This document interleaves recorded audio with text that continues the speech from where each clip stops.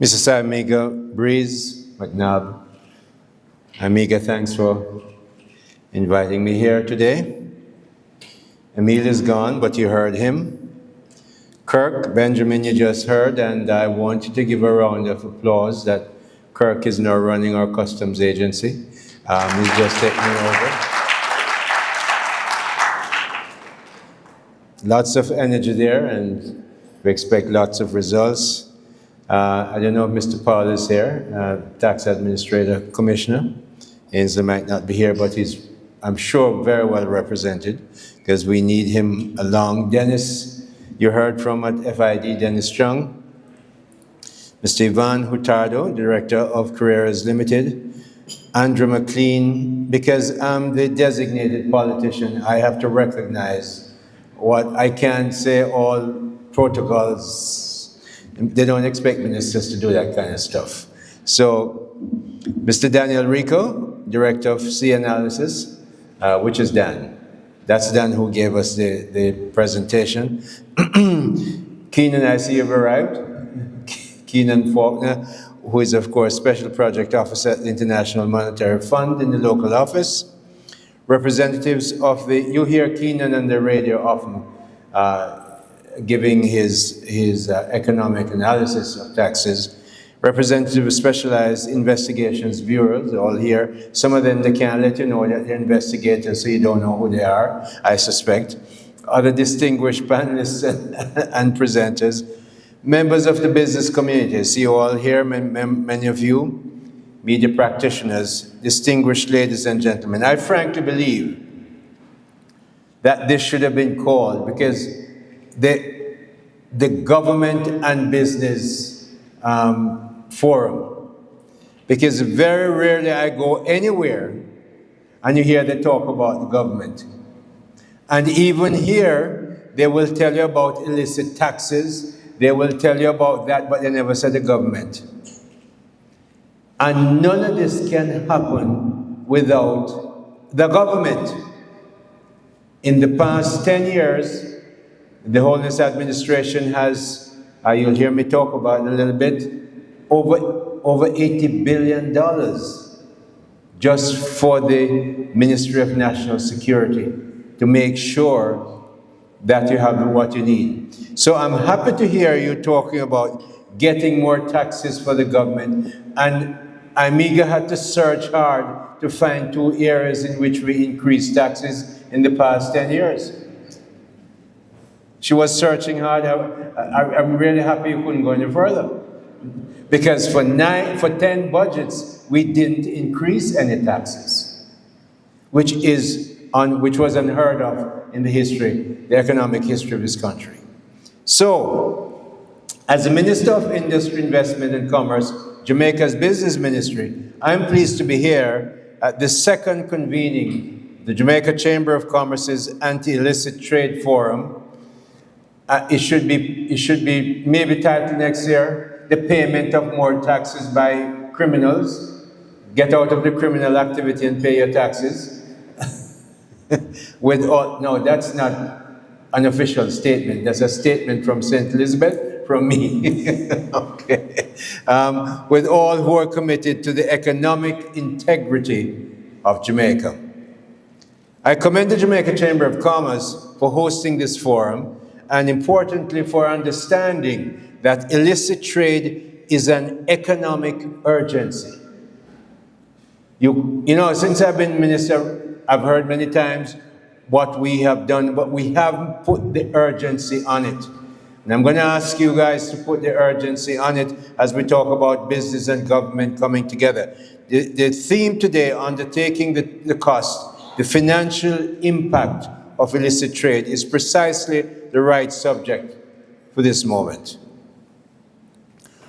Over the 5-year period between 2021 and 2025, Jamaica's custom agency recorded 179 seizures. Now, Kirk may have some numbers that are different from mine, because clearly he gets the numbers before it trickles down to the people who my researchers will talk to. Those seizures resulted in the confiscation of over 57 million 317 illicit items with a combined estimated value, as you heard, of about 3.6 billion Jamaican dollars. These seizures were made across seaports, airports, and through inland operations. Cigarettes are the largest category by a significant margin, with approximately 57 million sticks seized across 119 seizures. According to a 2024 pack collection study, approximately 33% of the cigarette trade in Jamaica is illicit. Now, you hear me talk about cigarette sticks. That means one piece that you smoke, I suspect. Why? Because when you hear what I'm going to tell you about how much taxes each stick carries and how much taxes the illicit traders are not paying, you realize how very, very important it is. It's the same thing I suspect with alcohol. This is not a 2024 anomaly. From 2016 to 2024, the government of Jamaica lost approximately 26 billion in revenue to the illicit cigarette trade alone. Now, when I tell you that over that same period of time, we have spent north of $80 billion on security, you understand how much revenue we're losing that we could use to make security and hospitals and schools better. The 2024 pack collection study further reveals that the number of illicit cigarettes brands available in Jamaica's market increased from 7 in 2023 to 17 in 2024. In other words, these are not Carreras or any official traders' brands. These are illicit brands from 7 to 17 in that period of time, and that's 1 year. The parishes with the highest illicit prevalence were Clarendon, Manchester, St. Catherine, and Kingston, and not St. Elizabeth. Just for the record.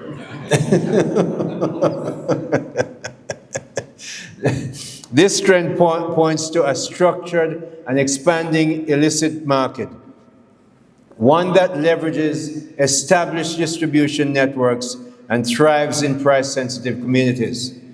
The IPR infringing goods, which include counterfeit handbags, shoes, and clothing, represent the second highest seizure category, with a value of approximately 1.58 billion over 21-25 period.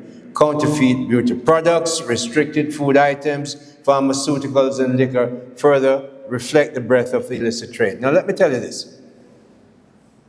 I used to sit on a big board for chicken producers in the country, biggest one. And what I learned from over those years is that some people will come and get the government to approve that we will import chicken backs. Chicken backs go to people who don't have all the money to buy the expensive chicken breast and legs that Amiga and her friends and Dennis will buy before he goes riding. This is for people or ordinary working people, and they come to the government, Ministry of Agriculture, and they get permission to import chicken backs. So you know what they do? Let's say the container has 5 skids inside here. I'm just 5 pallets, 6 pallets. The top 2 pallets or so, total chicken backs. And Kirk can tell you how it works. Knows it's true. Then you get below there, and now the higher price, chicken breasts, chicken legs, all the parts that you make to make the chicken pieces that you get in boxes without bones, all those are in there, and they're paying custom at a very reduced chicken back price. That's illicit trade. And I want to stop here and say something to you guys. Most of that can't happen unless there is cooperation. And when they accuse the government of being corrupt, and I come from the private sector, I am happy to turn back and look at them and say, who pays the corruption? Let's say I'm a custom officer. You think it's another custom officer pays me to be corrupt? You're mad. It's the rich people in the private sector who are paying corruption money. Ordinary government workers who work on government salaries don't take their government salaries to pay other government workers to be corrupt. Don't be mad. It's rich people in the private sector who pay corruption money. So we want cooperation. If we're going to cut out this illicit trade, the cooperation has to be with the customs officer, customs commissioner, the tax commissioner, FID, the MOCA, all of them. When you see something going on, don't turn your head. You want low taxes, you make sure we collect the right taxes. I'll be in there. In fact, I don't have to go. The Prime Minister will be in there. We are the government who didn't take taxes, new taxes from people in 10 years. In fact, we cut taxes a number of times in that period of time. We want Jamaicans to spend the money because they can spend it better than government most times. I'm the assessor. So why do you think we want to take more money? No, because we're not getting the revenues that we should get. And all of us, me in government, customs agency, my 20 agencies in the Ministry of Industry, Investment and Commerce, must all work together to make sure we get that taxes. So we, the government that loves to cut taxes, will cut more taxes. I could stop the speech here and you should clap me. So I can sit down, because really, that is the speech. If you want to see lower taxes, and we talk to business people first, because when you have power, you have accountants, you have ICT people who work on it, you know where it is. Somebody in the business community has to be paying for it. So help us, and then when we raise taxes, of course we hear from the business people, as we should. But think about this as we talk about illicit trade. Illicit trade does not merely break the law. It distorts significantly the proper working of markets. I'm a market-driven, now they call me a politician. So I can't avoid the term anymore, then it's sticky. But, you know, my background, I want markets to work efficiently. They cannot work efficiently when two sides, some from the government who might be accepting, and some from the business sector that have to pay. Let's cut that out. Let's reduce that. And now we have places that you don't even have to be identified as identifying somebody who then might take action against you. FID will take your confidential stuff. MOCA will take your confidential stuff. And us Jamaicans who are going to have to fix it. And we thank the Colombians for coming this morning.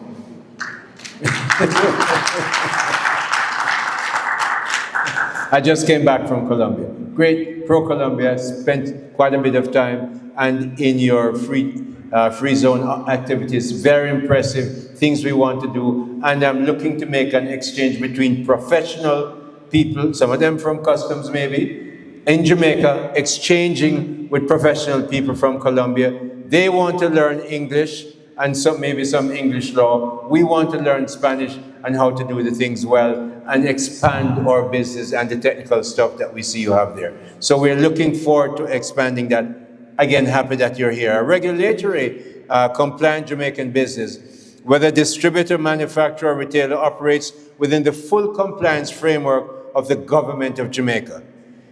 They pay general consumption tax, ECT, and excise duties, meet labeling and compliance requirements, and adhere to health and safety standards. reason why we want compliance is not just because of the taxes, that too maybe first, but their health conditions, as I think was Dennis that said, you don't know what you're drinking when you buy that liquor that is illegal. You don't know what is in that cigarette that you're smoking, that they get from wherever they get it from. These are the necessities of participating in a legitimate market. Remember now, I'm here from the Ministry of Industrial Investment and Commerce. I'm here about markets. Markets that operate well and markets that are fair to all the players. The result, the illicit operators pay none of these legal costs and regulatory costs.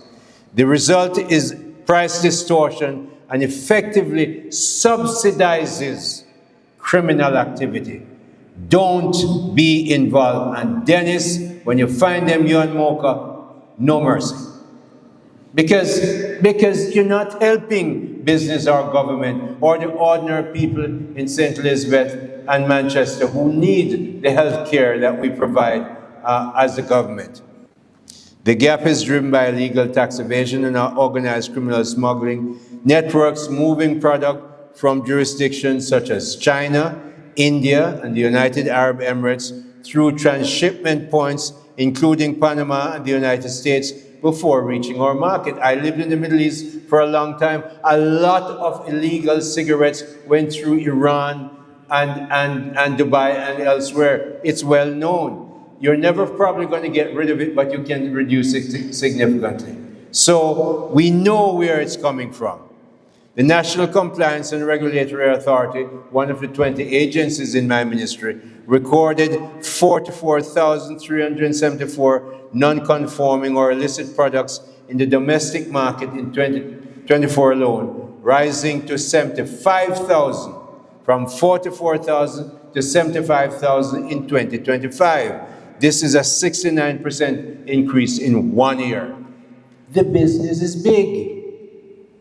We need to make sure we get on top of it. These are not goods that slip through a crack. These are goods moving through informal, unregulated, in other words, criminally and illegal distribution channels at a vast scale. Now, somebody must know what is going on here. We see the trucks, and yet we don't do enough. We're going to have to make sure these criminals compete every single day against Jamaican businesses that have done everything right and are legally compliant. So we see where it is.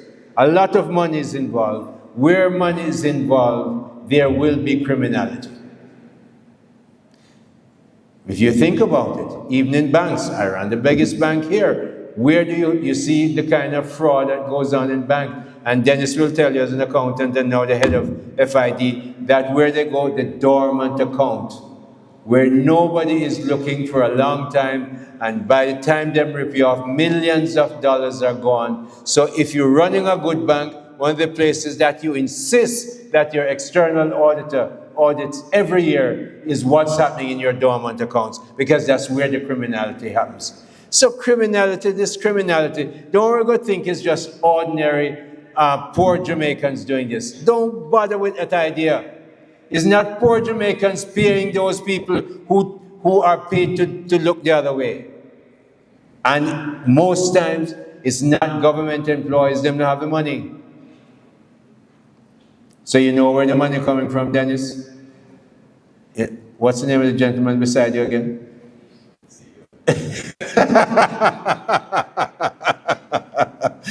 No, I can laugh with him because I know Larry not doing any of this stuff. Larry's inside on the right side with us. But it's business people who are paying. So we need to get rid of that nonsense. Illicit operators initiate a totally bad chain reaction. This is the very bad compounding logic of illicit trade. And it is why we must treat it as the economic threat it is. Investment and innovation. When investors access Jamaica, they look at our macro economic fundamentals. We know them. Yes, our GDP is down to manageable levels. Certainly before Melissa came, unemployment is historically low.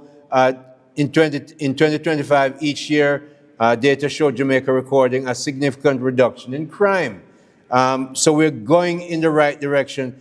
FATF, we've complied with FATF. We have another exam in October. After that, right now we're cool. I mean, what they saw us do, Dennis, I was at Jamaica House when the people from OECD came, and they said, not only are you getting off the grey list, but what you have done, we're going to use as a model for other people who are on the grey list and must get off. Jamaica did a great job, and we're going to do a great job in October again. So we're going in that direction. This morning on the news, the latest report of the Jamaica Chamber of Commerce's Business and Consumer Indices report recorded consumer confidence increased by 6% in the first quarter of this year. This is in spite of Hurricane Melissa effect. So you're clapping two people, two groups. You're clapping the JCC for getting the report done, and you're clapping the Jamaican consumers who, every day they go, they see the prices are probably tighter. Vegetables they couldn't get at one time, and yet, because of what we have gone through in the past 10 years, some of that says, yes, I'm confident that the Andrew Holness administration will know what to do to get us out. And we're working hard to do it. And about a small smile over there here, Samara, me up here, the man give me the job, and me take it seriously. So me said the Andrew Holness administration, so nobody give me no flack. The truth is, if we didn't do that, we wouldn't be in that position where the very people who had us on our knees in 2010 and 2014 walked back in here after Melissa, no request, with a piece of paper that says we have $6.5 billion available to you now.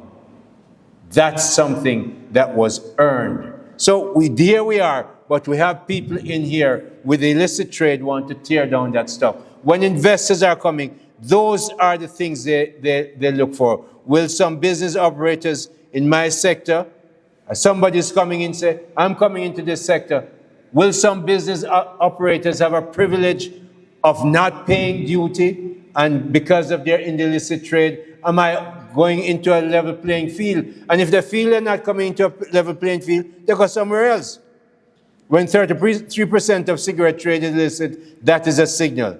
When 75,000 non-conforming products are circulating, that's a signal.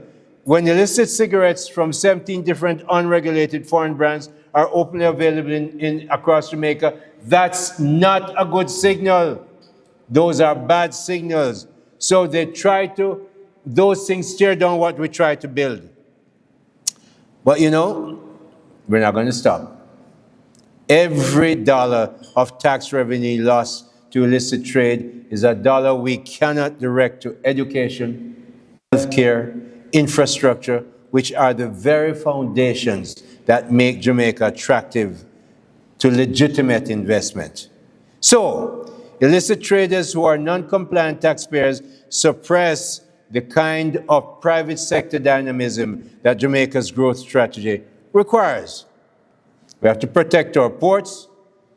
Kirk has that responsibility as the head of customs. There are lots of numbers that show us that we have to what we have to do. There is seepage that has to be controlled, whether at the port or inside.